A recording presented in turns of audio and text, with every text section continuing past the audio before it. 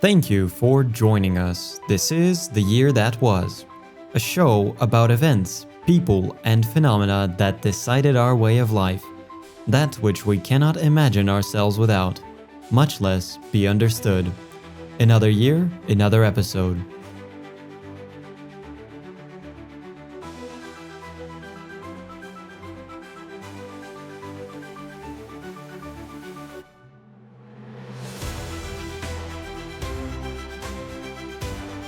Tonight we begin in the midst of a century, the year 1950. In part 1, the nuclear arms race escalates, and Disney's Cinderella sneaks out onto movie theater screens across the world. The Schuman Declaration paves the way for a united Europe. Chevrolet Bel Air, the car of the decade, glides along American roads for the first time.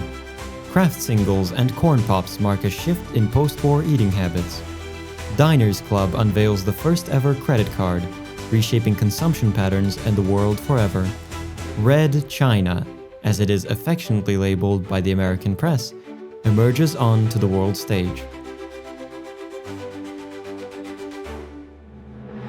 And so, my fellow Americans, You'll never surrender. let me assert my firm belief in the defense of Australia. One day live in The new world, with all its power and might. I shall resign the presidency effective at noon tomorrow.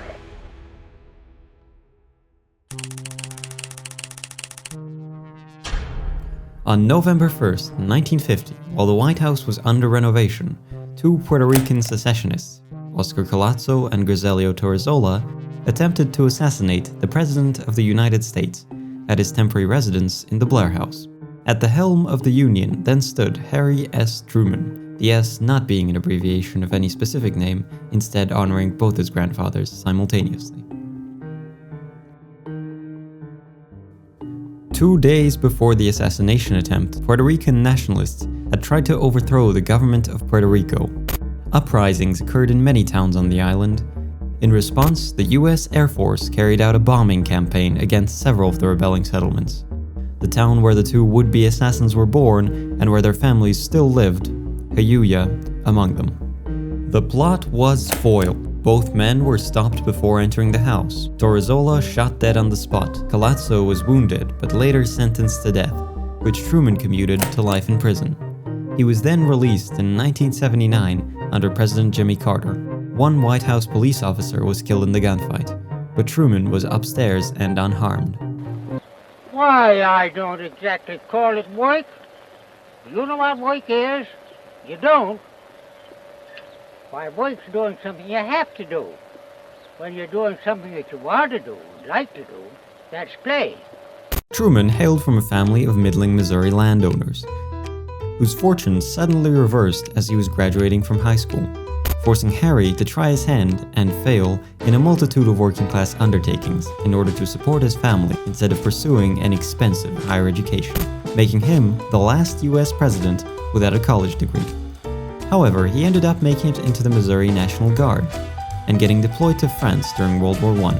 It was there that he met a certain James Pendergast, the nephew of the infamous Tom Pendergast, a political boss who heavily controlled Kansas City politics. Our demand has been, and it remains, unconditional surrender. Returning home a war hero, the young man was finally lifted out of poverty and into politics by way of the Pendergast political machinery. First as a city judge, then as the senator from Missouri, or per his detractors in Washington, D.C., the senator from Pendergast. In the Senate, Truman almost universally supported Franklin Delano Roosevelt's New Deal programs, only rising to prominence after the beginning of the war, as the chairman of the Senate's Special Committee to investigate the National Defense Program, which saved hundreds of billions of dollars in today's money.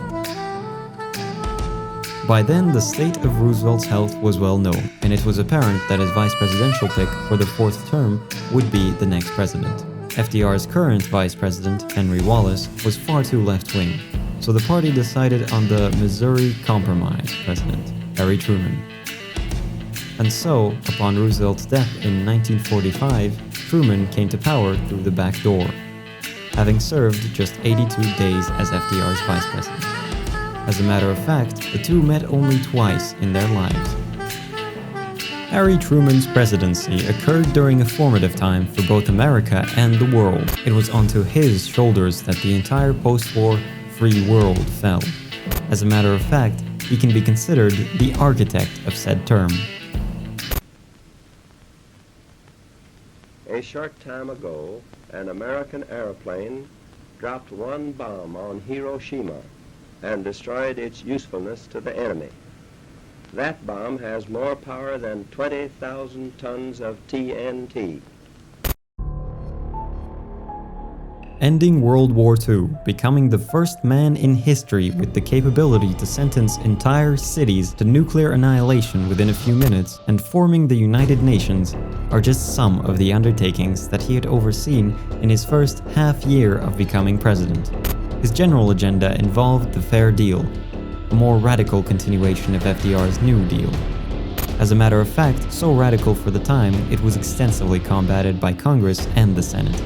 His progressive brand of policymaking led to the desegregation of the military, which became a significant early event in the civil rights movement.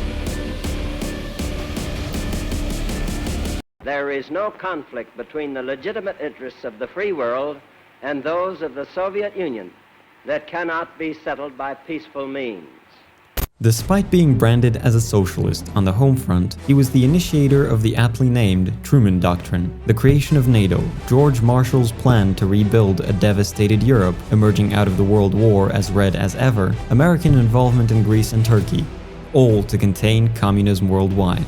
In 1947, he had also transformed the remnants of the temporary wartime Office of Strategic Services into the CIA, marking the beginning of one of the most notorious agencies of the American government, second only to the DMVs. In time for the next presidential election in 1948, Truman was dismally unpopular. This can be attributed to his aforementioned inability to work with the legislature and his rather controversial progressive racial policies.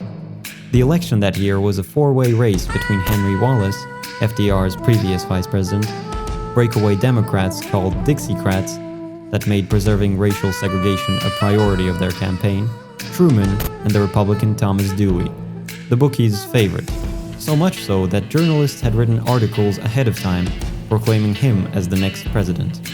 In what is considered one of the greatest electoral upsets in American history, Truman ended up winning the election. In 1950, 2 years after at last legitimizing his backdoor entry into the Oval Office, Harry Truman would be subjected to the greatest test of his already exceedingly tumultuous presidency.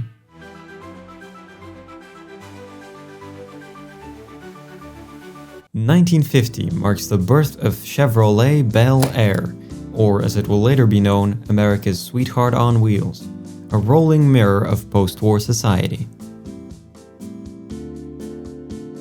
When we drive our motor cars, we have a right to expect the best in comfort, safety, durability, performance, appearance, and economy at all times.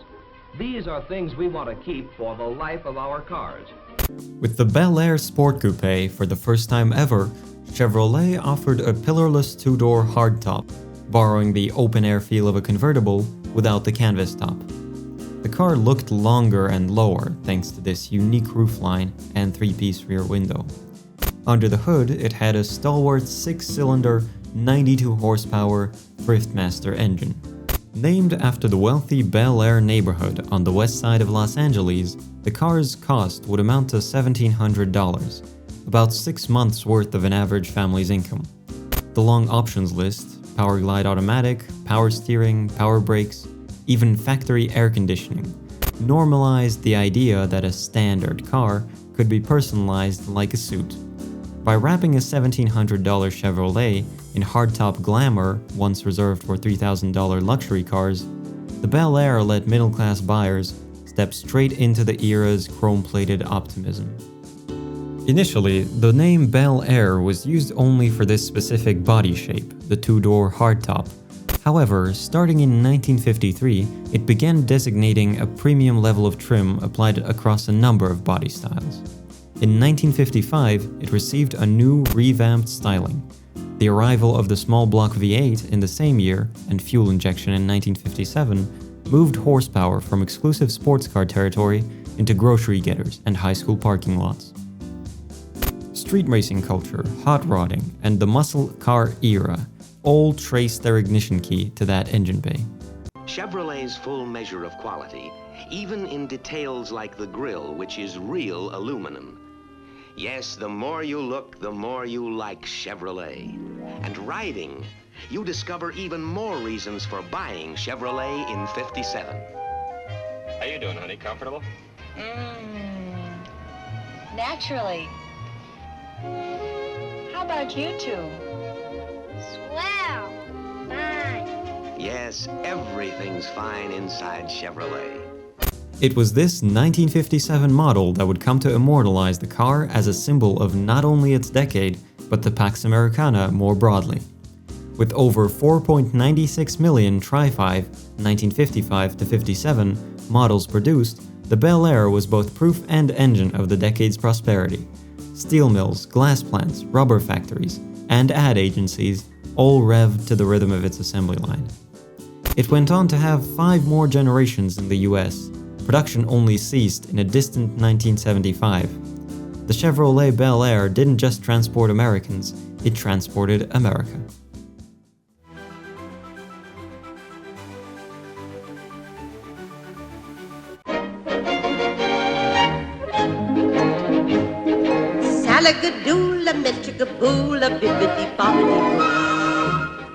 In 1950, Cinderella joined Snow White and the Seven Dwarfs and Pinocchio as one of Walt Disney's timeless classics. A tale older than Christianity, reaching the eyes and minds of American, and oh so many other, children.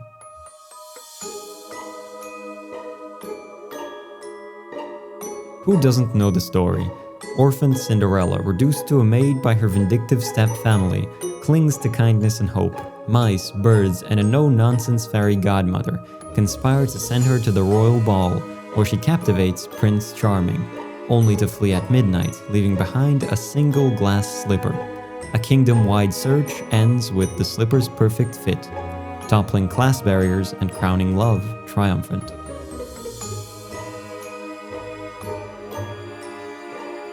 A fable for the centuries, and as a matter of fact, always has been. The animation is based on Charles Perrault's 1697 fairy tale, which itself is just one iteration of an archetype that spans millennia of human existence. The oldest known oral version being the ancient Greek tale of Rhodopis, a slave girl living in the colony of Naucratis, the only permanent Greek settlement in Egypt, by the way, who ends up wed to the king of Egypt. Costing nearly $2.2 million, the film was Disney's big gamble. Had it failed, the studio, already deep in $4 million of post-war debt, might have closed its doors. Instead, it became the studio's biggest hit since Snow White in 1937, grossing $33.5 million and bankrolling Disney's jump into television, distribution, and ultimately, Disneyland.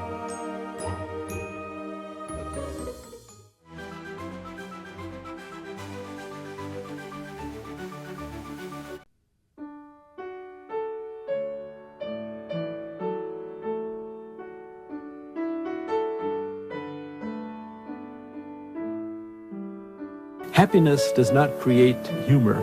Sadness creates humor. There's nothing funny about being happy.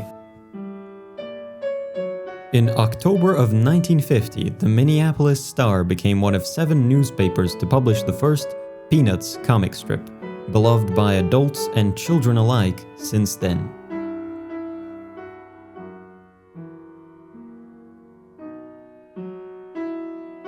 I've always said that I have just the right qualities to do a pretty good comic strip. I draw quite well. If I drew better, I would probably be a painter. If I wrote better, I would be a novelist or a playwright or something like that. It all began with a weekly cartoon panel called Little Folks, published only for the hometown newspaper of Charles Schulz, the creator of the strip, whose own insecurities and melancholy greatly influenced the main character, good old Charlie Brown. At that point, Charles, who had an affinity for drawing since a very young age, had just returned from Europe, having been drafted to fight in World War II shortly after finishing high school. Little Folks had a run of about 2 years before disagreements led to Schultz quitting. The concept was then picked up, only this time with recurring characters, by United Features Syndicate. The only trouble was that it would have to be published under a different name for legal reasons. The chosen name came from a popular children's program called Howdy Doody. The show featured an audience of children who were seated in the Peanut Gallery and were referred to as Peanuts. The new title was forced upon Schultz, which remained a source of irritation to him throughout his life. He accused the production manager at UFS of not having seen the comic strip before giving it a title. I'm kind of a purist or a fanatic. I draw the whole thing. I would not want someone to come up to me and say, I like that strip you had last Friday, and have to admit that I didn't think of it or that I didn't draw it. No, I think of every idea. I would not use an idea that someone suggested. And I draw every strip, I letter every word, because this is what I do. This is my life. The strip became a great success, in time coming to delight 355 million readers across 75 countries in 2,600 newspapers daily.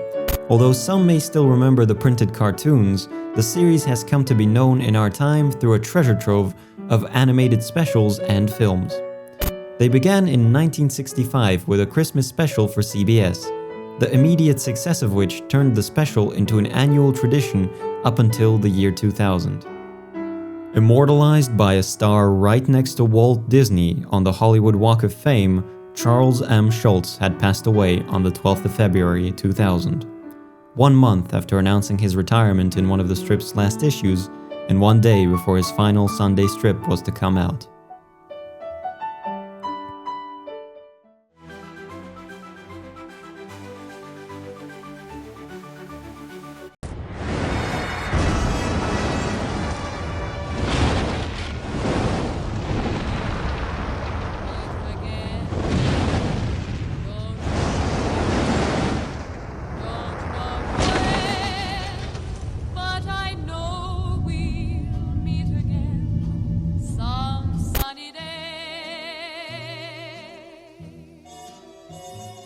On the 31st of January 1950, Harry Truman announced the decision to develop the so-called hydrogen or super bomb, a new class of mankind-destroying weapons yet to see the light of day, or rather, produce it. A few months later, the Soviet-aligned World Peace Council will publish the Stockholm Appeal, a bid to promote nuclear disarmament and prevent atomic war. Regretfully, what was set in motion by paranoia, the cutting and eviscerating edge of science, and the full force of 2 global superpowers would not be stopped by a petition. The most unforgiving race in humanity's history has now begun.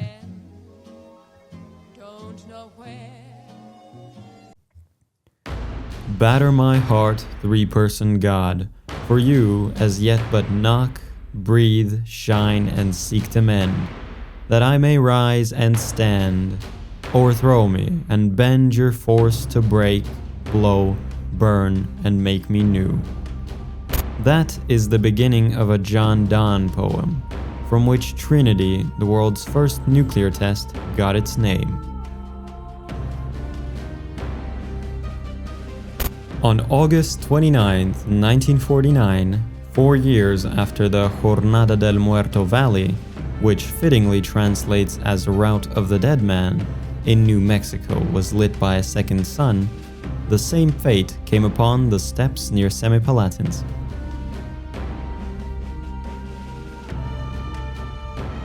The USSR has achieved parity, for now. Of course, this couldn't stand. Even though in 1950 the United States had around 300 weapons and the Soviets mere 5, the world had already seen what was done to Hiroshima and Nagasaki with just 2. Such reasoning prompted the US to begin work on the aforementioned H-bomb. a second-generation nuclear weapon that relies mostly on fusion instead of fission like its predecessor. Interestingly though, fallout only comes from fission, so these thermonuclear weapons are much cleaner. Their destructive capabilities mostly rely on the immediate force of the explosion, rather than the long-term effects of radiation. The force of the explosion is up to 1,000 times more powerful than that of fission bombs.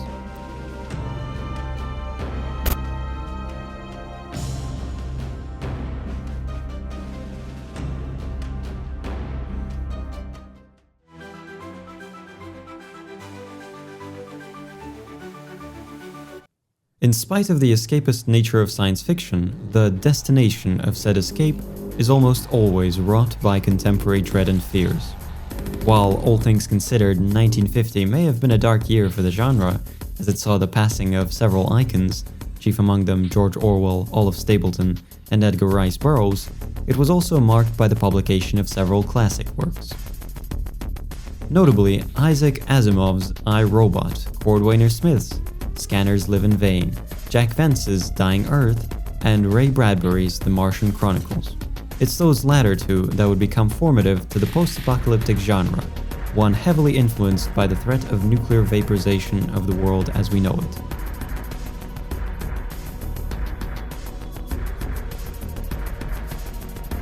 Mary Shelley's The Last Man, published in 1826, is considered the debut of post-apocalyptic fiction. Thus, it isn't anything new for humanity to dream of its own demise.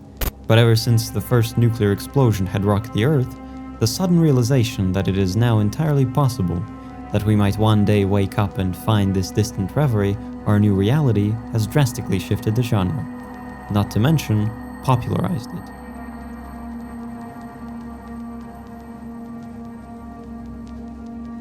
Dying Earth tells the story of a far-off future where scientific innovation has gone so far that it is now indistinguishable from the magic of old, especially after the fall of human society to a more primitive level. It portrays the few thousand strange souls that still live below the swollen, red and feeble sun, an Earth dying not with a bang but with a whimper. On a side note, the mother of all tabletop role-playing games, Dungeons & Dragons, derives its magic system, referred to as Vancian, from this anthology. The Martian Chronicles takes a less fantastical view of the planet's destruction, and one that is more aligned with its time. Across the 1990s and early 2000s, Earthlings rocket to Mars in order to escape mounting atomic tensions at home. Each wave of settlers carries the same fears, hopes, and flaws that soon echo in red dust ghost towns. At last, they become reluctant witnesses to a swift nuclear exchange that silences Earth overnight. Now custodians of both planets, they are left to decide whether to repeat old hatreds or begin again under an alien sky. It is a fix-up novel made up of several short stories that each observe a different aspect of this process, its precursors, and the fascinating decaying civilization of Martians. These, among other works, were just the trailblazers before the wave of post-apocalyptic fiction, both in literature and film, that was to come in the late 50s and early 60s.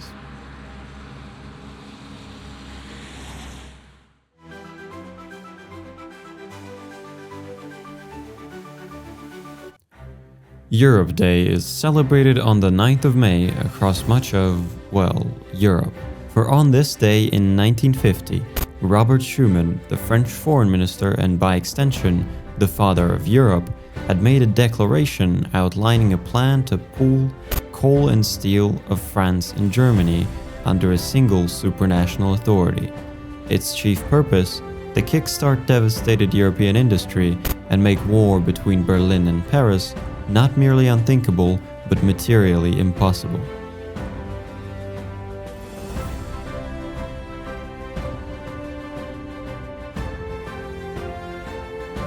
Schuman's plan was met with enthusiasm from Konrad Adenauer, the first West German chancellor, the architect of modern Germany, whose vision of denazification through prosperity aligned with the notion of peace through co-prosperity. And so, 11 months later, 6 nations, France, Germany, Italy, the Netherlands, Belgium, and Luxembourg, signed the Treaty of Paris, organizing themselves into the European coal and steel community. A common market for these commodities was to be established, joint regulation enforced, and equal access ensured. This was the first living cell of what will grow, treaty by treaty, into the European Union.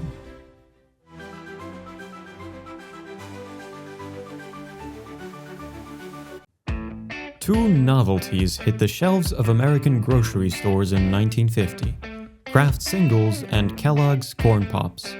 The popularity of both was emblematic of significant shifts in American eating culture and society as a whole.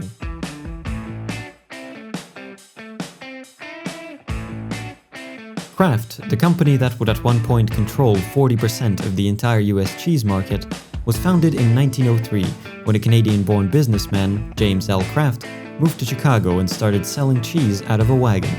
His breakthrough came with the invention of American cheese, a longer-lasting product with a consistent taste made from scraps of cheddar. The trick, heating the cheese with an emulsifier. A combination of wartime supply of the army during World War I, the perfect customer for long-lasting foods, and the release of macaroni and cheese during the Great Depression, the perfect timing for a cheap, nutritious meal, had made Kraft a titan of industry, the food industry. His next great breakthrough was pre-sliced cheese, a product just right for the ever more hurried American. An immediate smash hit, there was just one change made to it since then. Starting in 1965, each piece came individually wrapped. This story is a once-upon-a-time story about a boy who snacked one snack at a time and once in a while. Then he tried Kraft American Singles, which are made to be snacked one at a time and once in a while. Singles are individually wrapped, so every single one stays fresh, even if it's the last one in the package. Kraft American Singles are perfect for once upon a time. There's always a happy ending. Kellogg's traces its history to a health guru of the late 19th century by the name of John Harvey Kellogg, the director of the famous Battle Creek Sanatorium. People like President William Howard Taft, Henry Ford, Amelia Earhart, and Thomas Edison all converged on Battle Creek to be healed via the treatments of Dr. Kellogg. His treatments were, however, rather eccentric. Following in the footsteps of Sylvester Graham, he believed high libido and a lavish lifestyle were the worst offenders to human health. As such, he propagated abstention, physical pain to treat mental issues, and a bland diet to his patients. It is as that latter remedy that Kellogg's cornflakes were born. Steamed, rolled, and baked corn, a rough and flavorless food just right to subdue any desires, including the desire to live. To the great relief of all the breakfast, and apparently not only breakfast, enjoyers the world over, Will Keith Kellogg would soon wrestle control of the food company from his older brother and direct it towards the delicious, promiscuous goodness we know and love today. With the release of crunchy sweetened pop-top corn cereal in 1950, Kellogg's solidified itself as the Castellan of the American breakfast table. These foods quietly rewired mid-century America. They shrank kitchen prep from minutes to seconds, nudged mothers into the workforce with one less worry about the dining table, and trained a generation of kids to equate real flavor with the salty plasticky melt of a bright orange square or the sugary crunch of cereal in the morning. They became the edible emblem of post-war prosperity, cheap, predictable, and utterly modern, turning processed convenience into a core ingredient of the American diet, and a shorthand for the era's faith that innovation could perfect even the most elemental foods.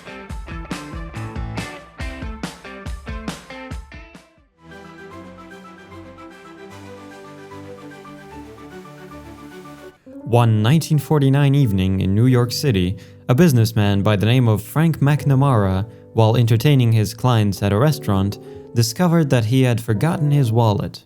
Much to his chagrin, he then had to wait for his wife to arrive with cash. Determined to never see a repeat of this situation, the following year, in 1950, he would become the father of the credit card.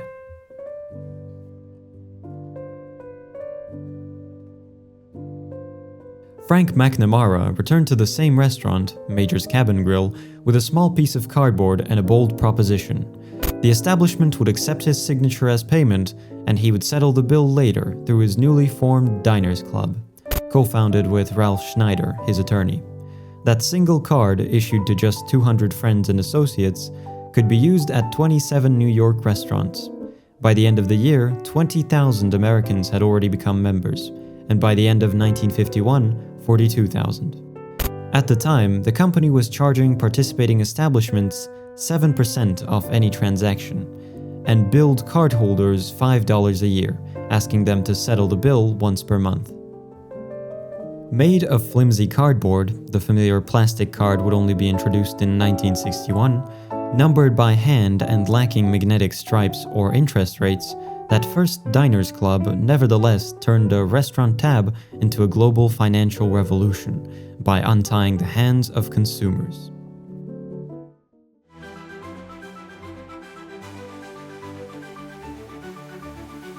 Right after the end of World War II, a brief period of national unity to ward off the Japanese invaders, China fell back into the abyss of fratricidal war.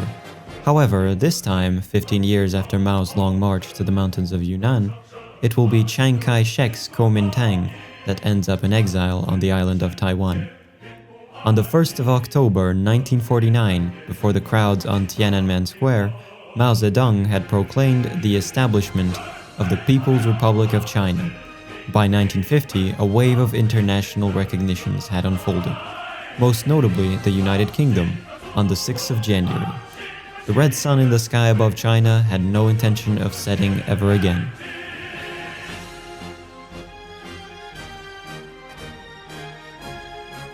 Well aware of the fate of all previous governments that managed to take hold over all of China in the 20th century, Mao didn't loiter. In March 1950, a campaign to suppress counter-revolutionaries began.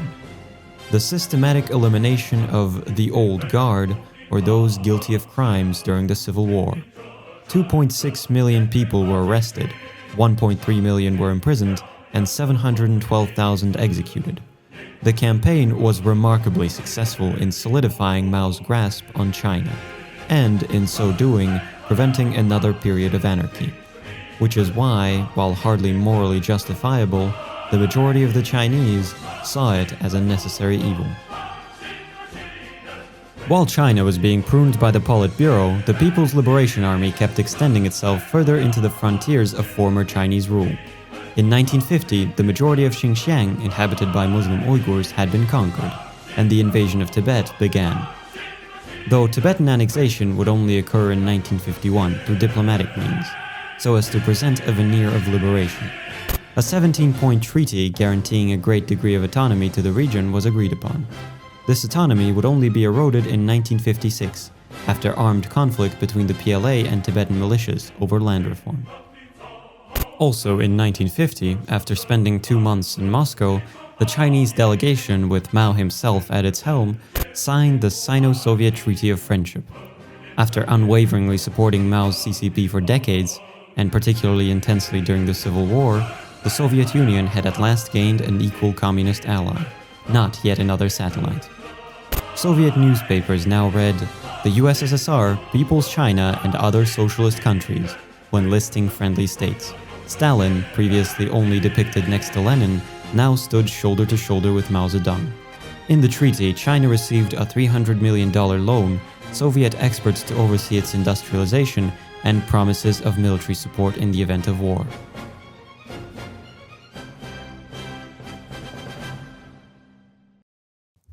Therefore, by 1950, China had become as powerful as it ever was in the 20th century. The People's Liberation Army, 2.5 million strong, armed to the teeth with Soviet equipment, and battle-hardened with decades of unending wars, stood poised for the trumpet's call. As tensions continued to mount on the Korean peninsula, that call would come.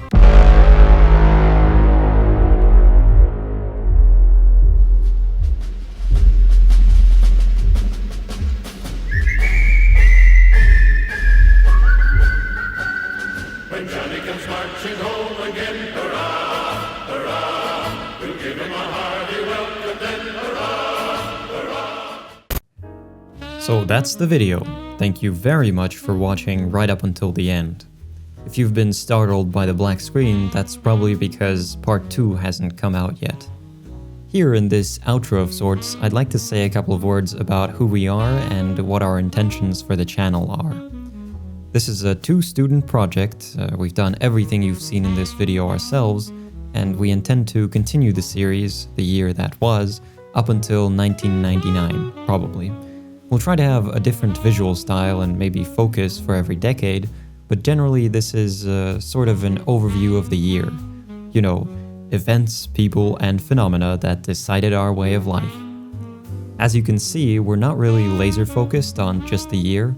If someone was distinguished in a given year, then we'll cover the entire biography. Or if an event began this year but spanned multiple, we'd still cover it completely in the episode. We think this is the correct way to study recent history, to have a better feeling for yesterday and how it all interacted with each other, in a more or less chronological order.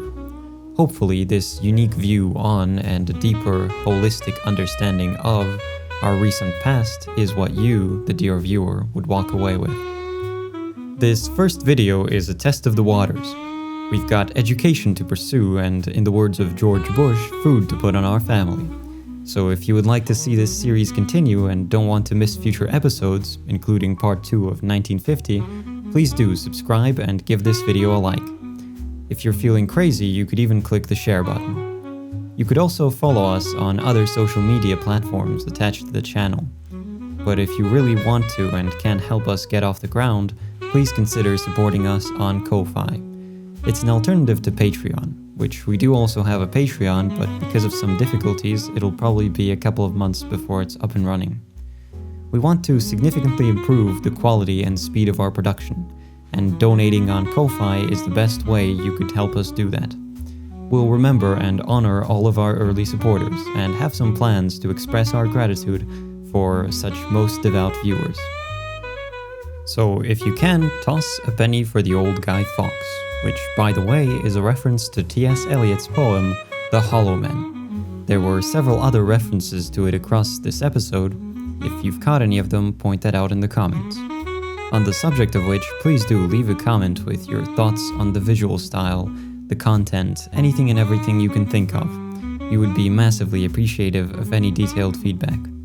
Feel free to email us or write to us on any social media platform you prefer. If you've got any commercial propositions or if you'd like to offer us your services, please reach out as well. One thing you're probably wondering is, what the hell is ichthyosia? It's a blend word of echtes, which means yesterday, and aesthesis, which means sensation. I'm sorry to all the Greek viewers for the pronunciation. It's a word from the Dictionary of Obscure Sorrows. If you don't know what that is, I encourage you to check it out. But we're using it in a more literal sense rather than its meaning from the dictionary. We had numerous discussions about the name, and instead of going for something really generic, we decided to go for something really pretentious. At least it's a lot less forgettable, fits darn well for a history YouTube channel, and will prompt the viewer to try and figure out what it means. There is a temptation to leave this outro as the only place where I explain the meaning. It could be our little shibboleth. At least you, dear viewer, are now in the know. The profile picture and banner are Dean Cornwell's paintings. One is called Why America is the Land, which is just such a title, and the other one is Have a Coke. As you may have noticed, the main focus in our series probably is America, so they seemed quite fitting. I also just love Dean Cornwell's art.